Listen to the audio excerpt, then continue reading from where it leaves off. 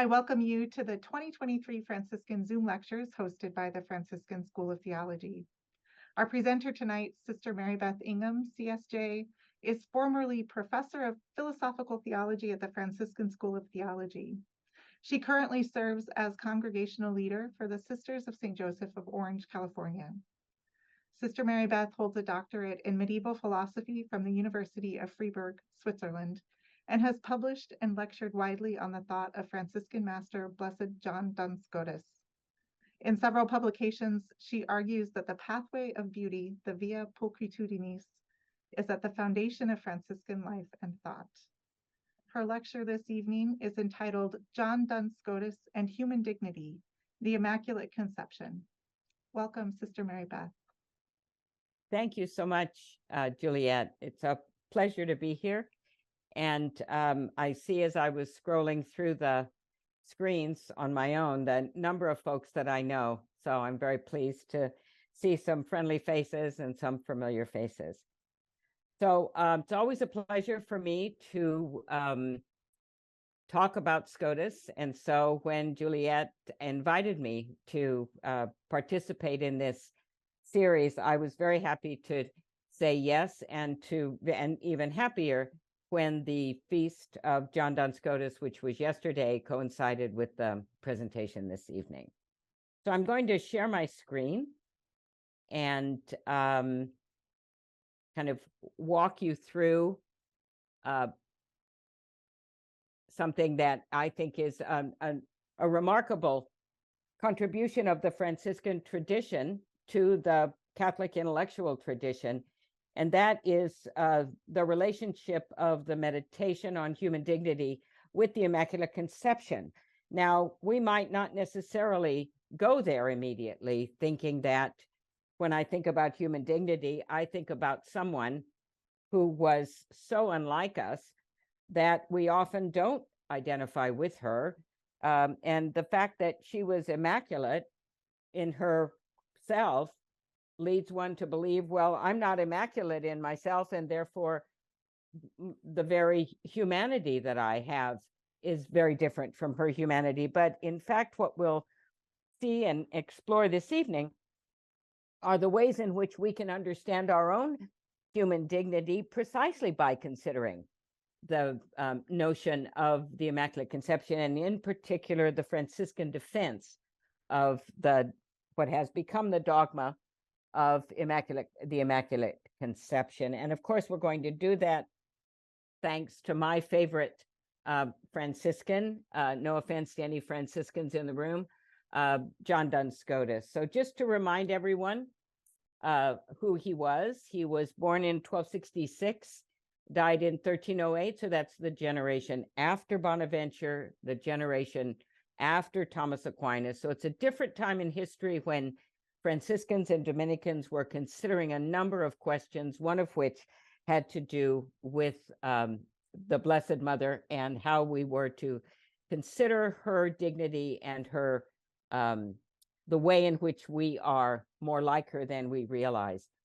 It was Scotus who himself articulated the argument that would be used to defend the Immaculate Conception. And so for that reason, he is often called the Marian Doctor, or the doctor that defended the Immaculate Conception, although it is true that the English friars had a long history of defending this position, and so Scotus in many ways formalized what he had inherited from his own English friar brothers.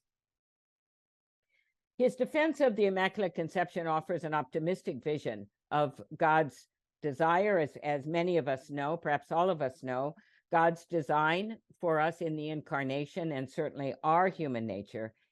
And so perhaps his own understanding and defense of the Immaculate Conception can help us think more carefully and reimagine our own human dignity as sharing in the same dignity that Mary shared.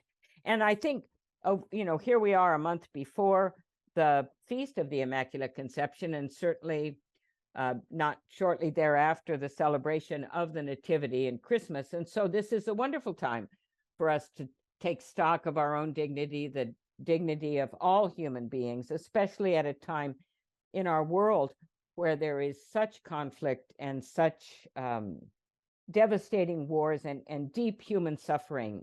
It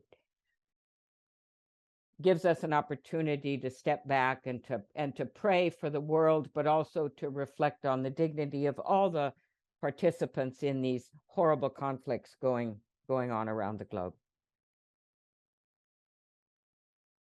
So Brother Bill Short, known to many of you, had I thought, the remarkable line, "With the conception of Mary, God's great plan begins." And so we think about God's great plan. And what is the great plan of God? So it's a bit of a prelude before we will speak directly about the defense of the Immaculate Conception.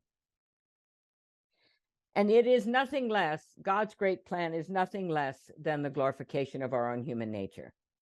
That is the reason for everything God does, is in what we call salvation history, to glorify our nature by uniting our nature with divine nature. And Scotus himself, in Ordinatio Book 2, Distinction 7, says this: the human nature in Christ was predestined or foreordained to be glorified. And so that means our human nature was ordained by God to be glorified. And in order to be glorified, it was predestined or foreordained to be united to the Word. So that's the second person of the Trinity.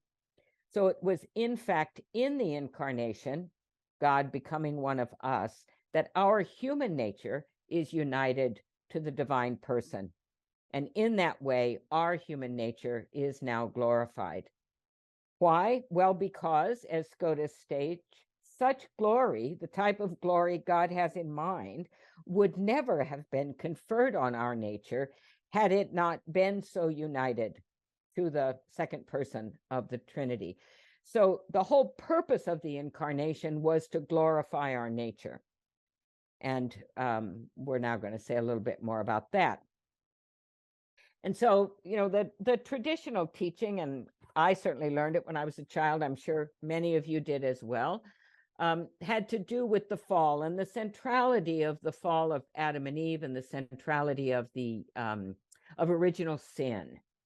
And so the question of God's design and God's desire for our glorification is, well, you know, was the fall part of God's plan?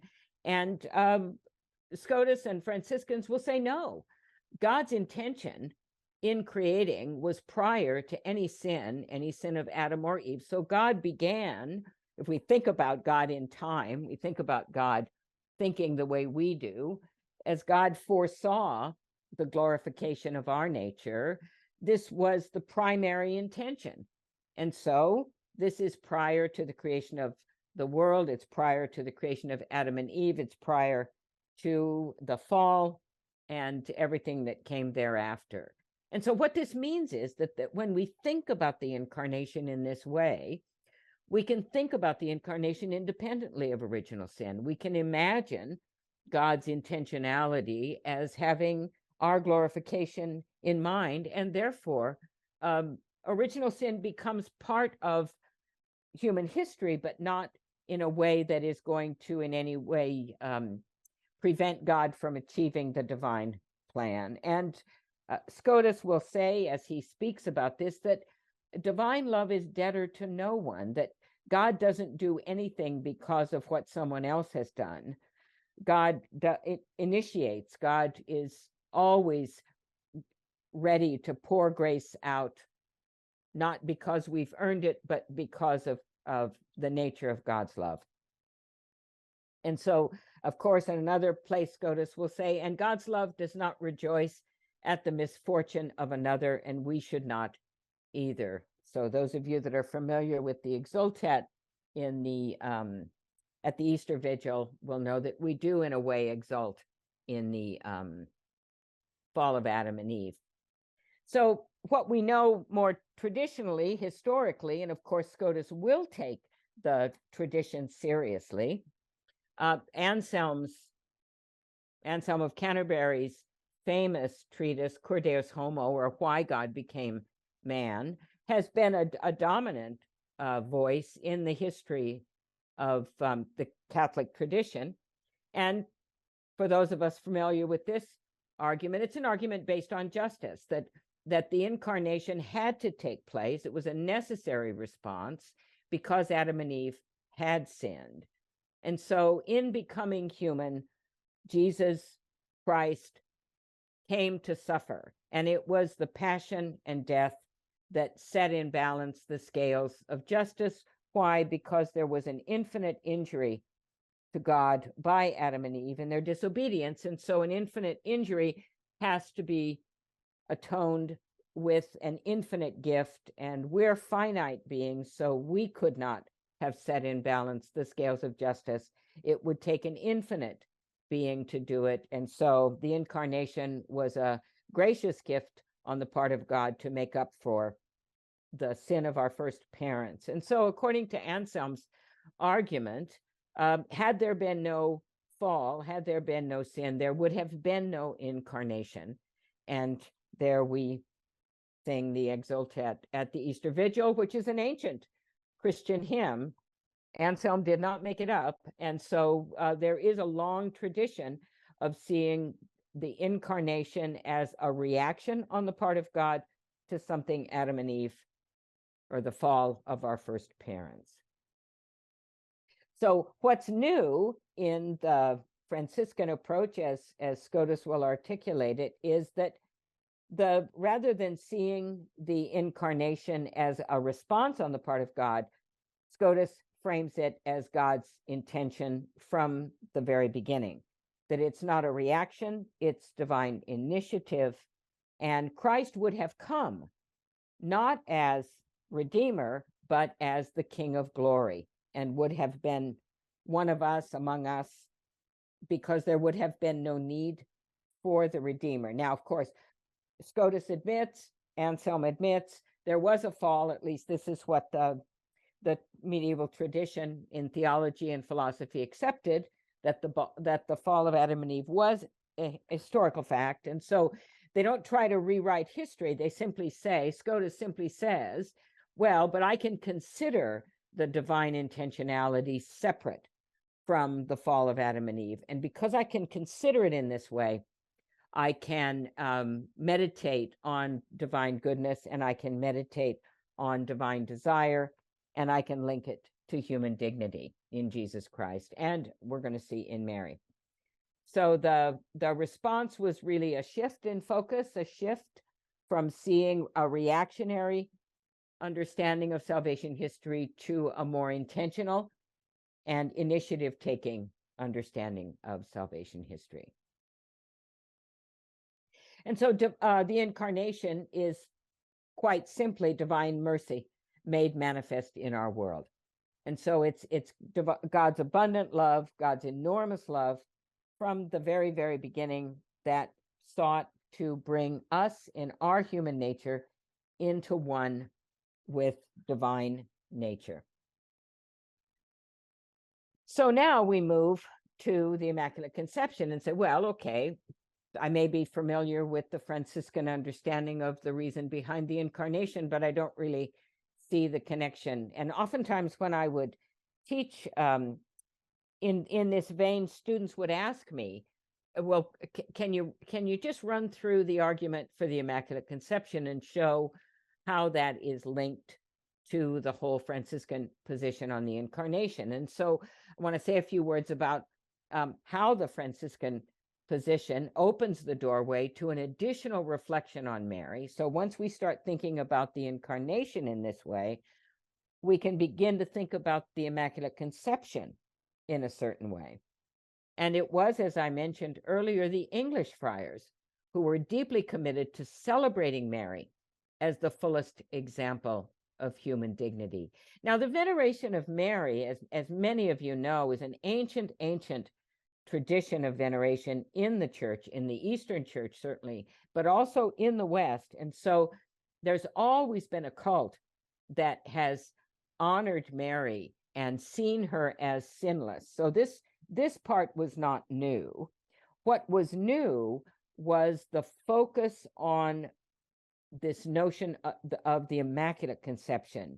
And I'll say a little bit more about this in a moment, but it's the way in which the Franciscans will defend a very, at the time, a very radical affirmation about Mary from her earliest conception in the womb as being sinless.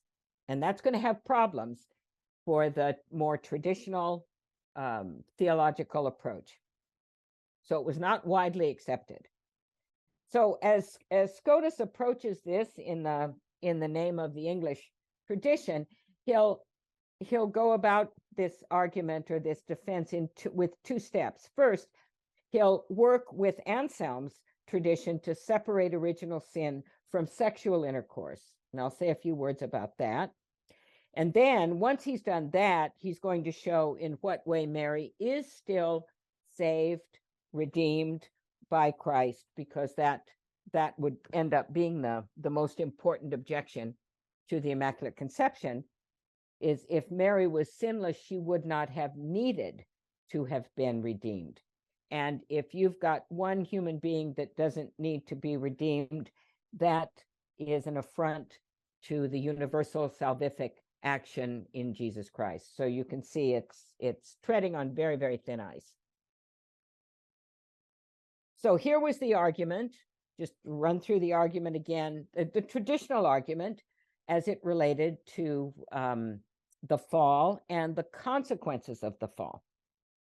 So they disobeyed God, as we know, and this disobedience was an affront to God's honor, and God's honor is infinite, so it was an infinite affront.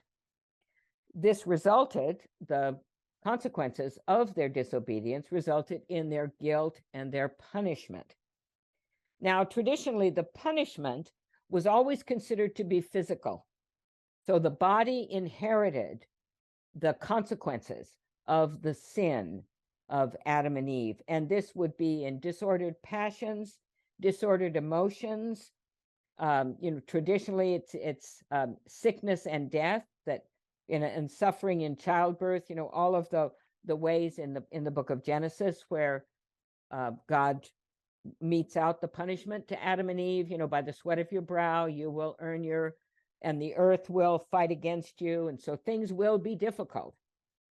But these punishments were physical, and so because they were physical, they were transmitted from parent to child through sexual intercourse. That is, in the act of conception, we inherit the physical punishments that result from the sin of Adam and Eve.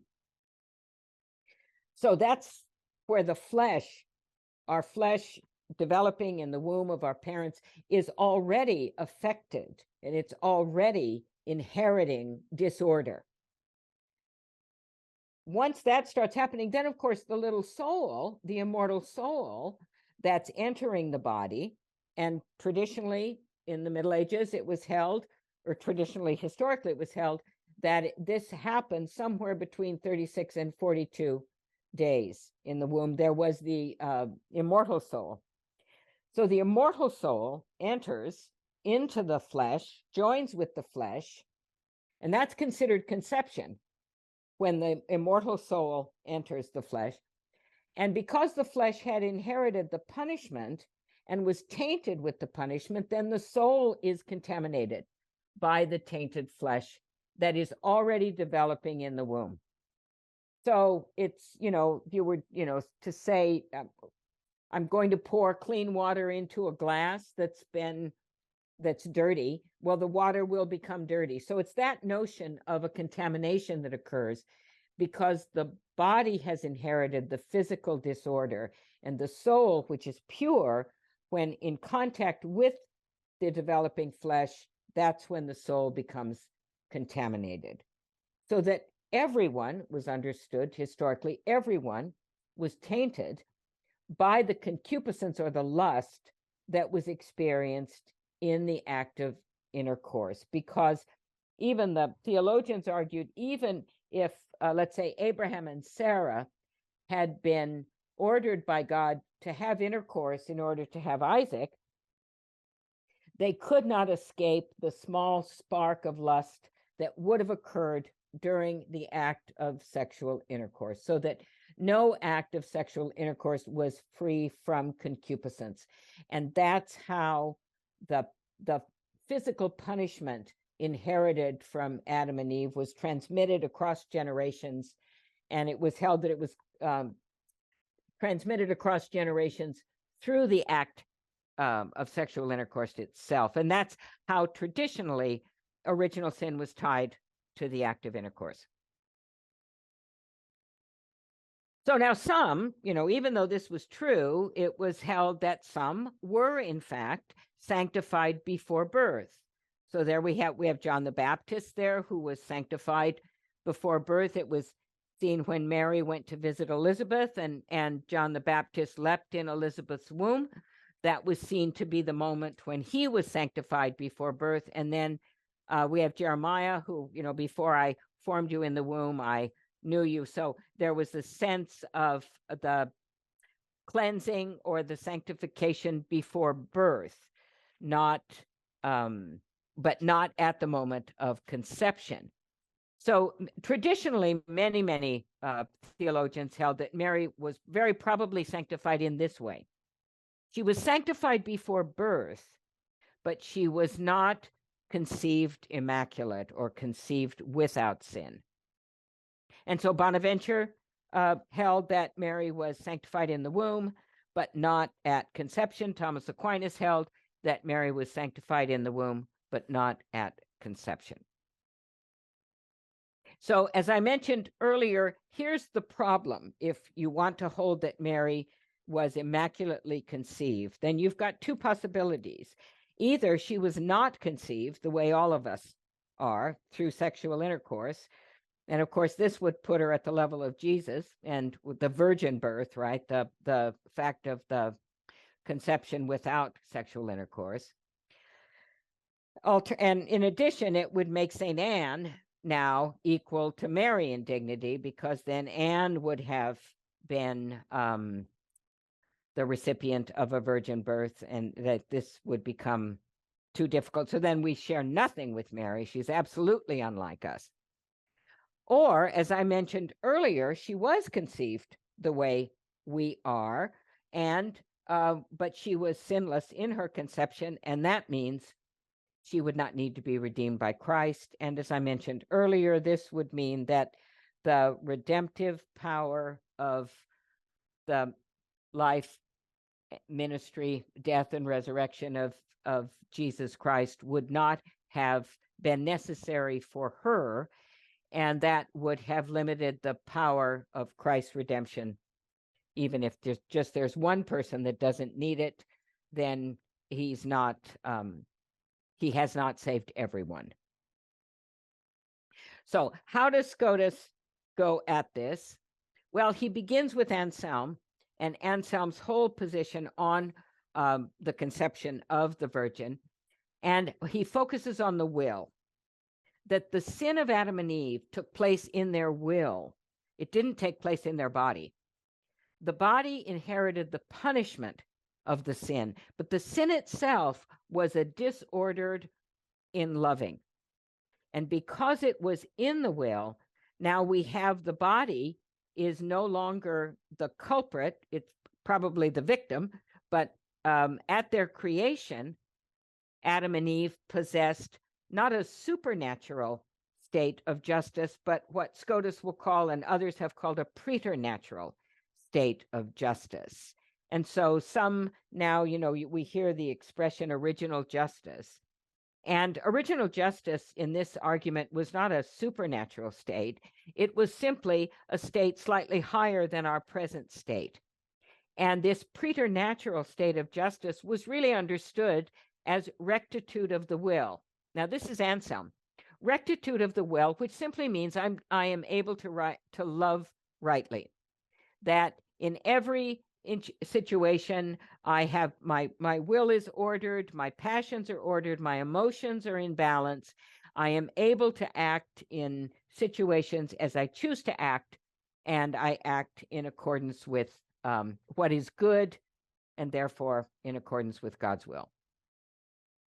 So if that was the the state of Adam and Eve at the moment of their creation and prior to the fall, then what their fall means or is a kind of a step down to a natural state that involved the loss of rectitude, not a stain or wound. Original sin in this argument, original sin is not something positive, it's something negative. It's not what has happened to us, it's what's been lost. So it's not a wound, it's simply the absence of what was there before. And this, Anselm argues, was a spiritual event. It was not a physical event. So again, the fall is a spiritual loss of harmony or rectitude, right loving, which was possessed in a preternatural state. It's not taking on something we didn't have before. In fact, it's losing something that we had before. And the physical consequences of this spiritual state will affect the body, and it will affect the body in the way that our emotions are not in harmony, our passions are out of order. It's harder for us to do what's right. So now this rehabilitates the body. Once we've separated out the spiritual loss from the physical act, then we can say, well, I can think about someone who's conceived naturally through sexual intercourse, as we all are, and yet might not be contaminated by the internal effect of the fall. And so that's the second step, what Scotus now is going to move toward, that gets us to the Franciscan defense of the Immaculate Conception. So now we're turned to Mary. Because she was conceived as we all are, her body would have inherited the physical effects of the fall. Pain, death, the ordinary suffering. And Scotus says it, she would have experienced the ordinary suffering that would have helped to make her a better person. And he points out her suffering at the foot of the cross would have been suffering that ennobled her. It was not suffering that is the result of sin as much as it would be the ennobling nature of suffering that helped her become a better person, make her a more courageous person, make her more compassionate, make her more able to love rightly. So suffering is not eliminated if we eliminate sin. In fact, you can have someone who did not sin. Well, Jesus himself did not sin, but did suffer. And so her soul, though, at the moment of infusion into her flesh, would have been protected. And that's how Scotus will now approach the question of how could she have been immaculately conceived. And Scotus says it's by divine prevenient grace. And prevenient grace is the grace that goes before. It's in advance. It's not the grace that comes after, but rather the grace that goes before. And this would have been, Scotus considers, this would have been a protection, a kind of protection that spared her soul from losing the original justice when it comes into contact with her body or her flesh, developing in the womb of Anne, that was in fact did in fact inherit the pain and suffering, the consequences of the fall of Adam and Eve. And she would have been protected in light of her role in the incarnation. She would have been protected in light of the fact that she herself would give birth to Emmanuel, God with us. And so her, and actually the argument, little parentheses here, the argument would have been that her flesh could have been cleansed at the moment of the Annunciation, where the angel Gabriel says to her, "Hail Mary, full of grace." At that moment, the argument would go that at that moment, then her flesh would have been, or her body would have been cleansed, such that the conception of Jesus in her womb would have benefited both from her sinless Immaculate Conception and the body being cleansed as well. So really, they just love to get precise about this, didn't they? But the point of the whole thing is her full human dignity is related to her role in the incarnation, and her full human dignity benefits in view of the merits of Christ, which could be understood as a type of retroactive event, where her cleansing in the womb was in light of her future role in our salvation. And then he goes on, because if Jesus is the most perfect Redeemer, then he must redeem all, and in the most perfect way. So the graces of Christ's redemptive act shielded Mary from being infected. She was protected from sin at the very moment when her immortal soul was infused into the developing flesh in the womb of her mother, Anne. And then Scotus goes on, and he says, well, you know, forgiving sin is a great act of divine love. And God, when Jesus forgave the sins of Mary Magdalene, for example, now that was a great act of divine love. But an even better act, a more perfect act of divine love, would be to preserve someone from sinning in the first place. And so he concludes that the more perfect act should not be denied to Christ. So as we think about the enormous perfection of the love of Christ, we can go farther than we've gone before to say, let us consider what would be the most perfect act that Christ could have done. It would have been to have protect someone from sin. And so here's how Scotus then lays it out. This could have happened according to two different scenarios. In the first scenario, God could have, at the very first instant, infused into Mary's soul this prevenient grace that I've spoken about to such a degree as was given to other souls at the time of circumcision or baptism.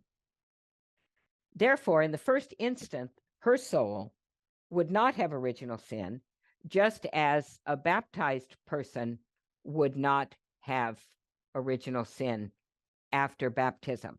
Now, this is really an interesting point, because what it means is that the Immaculate Conception, as we understand it, relative to Mary, offers the very same action of cleansing that we all received in our baptism.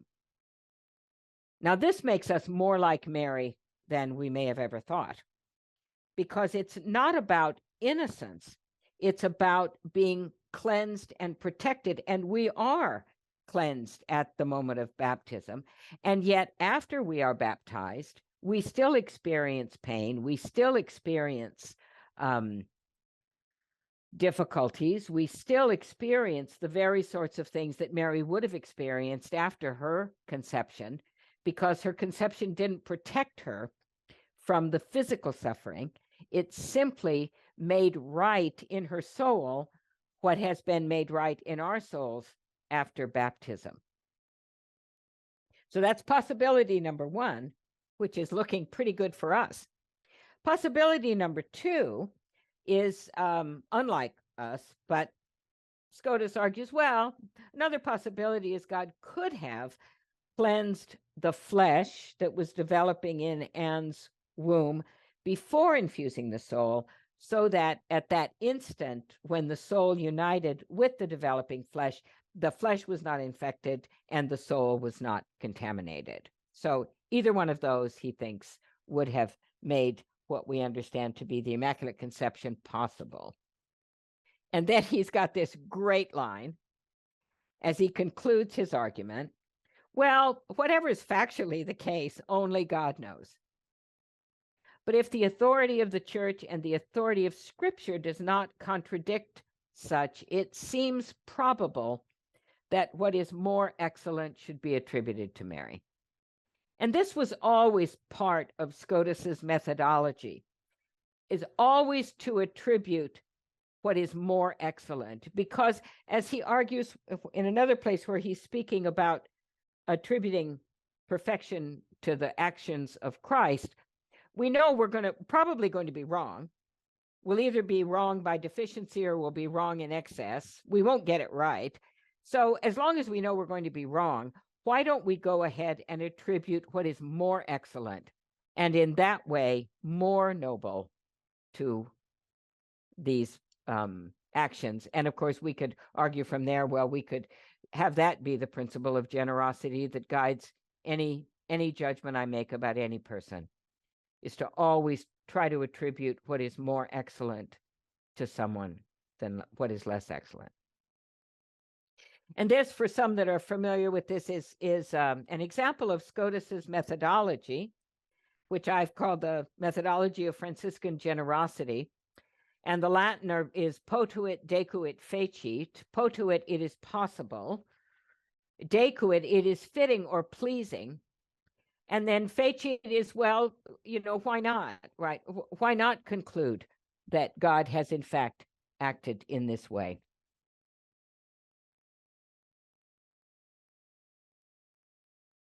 And so the Vatican Council's letter to women on December 8th, 1965, stated the hour is coming, in fact has come, when the vocation of women is being acknowledged in its fullness. And I think we're seeing that in the Synod, perhaps not going as far as some of us would like, but going a lot farther than we've gone till now. And the hour in which women acquire in the world an influence, an effect, and a power never hitherto achieved. That is why at this moment, when the human race is undergoing so deep a transformation, women imbued with the spirit of the gospel can do so much to aid humanity in not falling. And for those of you that are familiar with On the Dignity of Women, the treatise that St. John Paul II published 25 years ago, or actually longer ago than that, he states in number 4 that the woman, and he's talking about Mary, but that the woman is the representation and the archetype of the whole human race. That the most perfect example of what it means to be human can be seen in the person of Mary of Nazareth. And so what can we conclude from all of this?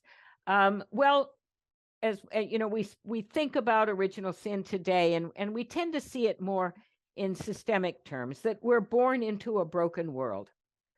And we suffer the consequences of sins we did not commit. And this is quite similar to the way in which historically the consequences of original sin, physical consequences of original sin, have been understood as suffering the consequences of something for which we were not responsible. But we can see that into the world today in which we're born. There are family systems, cultural systems, political systems, economic systems. We're not responsible for them. We're born into this world. We do suffer the consequences of this, the state of the world. It's the human condition. And we could understand this in the same way as historically the notion of original sin was understood. And these consequences that we're born into have a profound effect on us as we mature. They make it difficult for us to choose rightly. And even though they make it difficult for us to choose rightly, we're still responsible for the choices we make. So it doesn't completely exonerate us from all responsibility, but it does mute a bit the way in which we see our own fragility, the weaknesses that we experience, our attempts to do the right thing, and our failure. However, and this I think links us to this notion that the Immaculate Conception could have been something similar to our baptism. In our baptism, we're joined to a community. So it's less about baptism as cleansing the soul and more about baptism as a rite of initiation, as we are speaking about it theologically today. We're joined to a community. And the community's purpose is to help us grow in goodness and holiness. And so we have much of what we need to do the right thing, and we have certainly God's grace and God's prevenient grace. But we also have other people around us who can give us support, who can give us good examples, and who can help us be the best we can possibly be. So belonging to a community is extremely important in terms of human dignity and being our best selves. And so our vocation, like Mary, who gave birth to Christ, or to Jesus, is to be those who bear Christ to the world. And so in the letter to the faithful, the beautiful line of Francis was to see ourselves as spouses, brothers, and mothers when we carry Christ around in our heart by means of love and a clean and sincere conscience, and we give birth to him by means of our holy actions, which should shine as an example to others. So we're not that different from Mary, and the celebration of the Immaculate Conception really calls us to reflect upon our own vocation, our own human dignity, our own baptism, and our own opportunity to bring Christ to those around us. And so as we think about upcoming Advent and the season that we will prepare to celebrate Christmas, we might ask ourselves, how in my life am I working to integrate my whole self, my body, my mind, my spirit? Or do I think of spirituality as only being something in my soul and not something in the wholeness of who I am? How might I deepen and strengthen my own efforts during this Advent season? And certainly the celebration on December 8th. And finally, how might I more actively give birth to the reign of God in the world today, a world that is broken, fragile, beautiful, suffering? How can I become more and more a person of compassion? How can I grow into the heart that Christ has, that Mary had, that God has for the world? So I will stop sharing and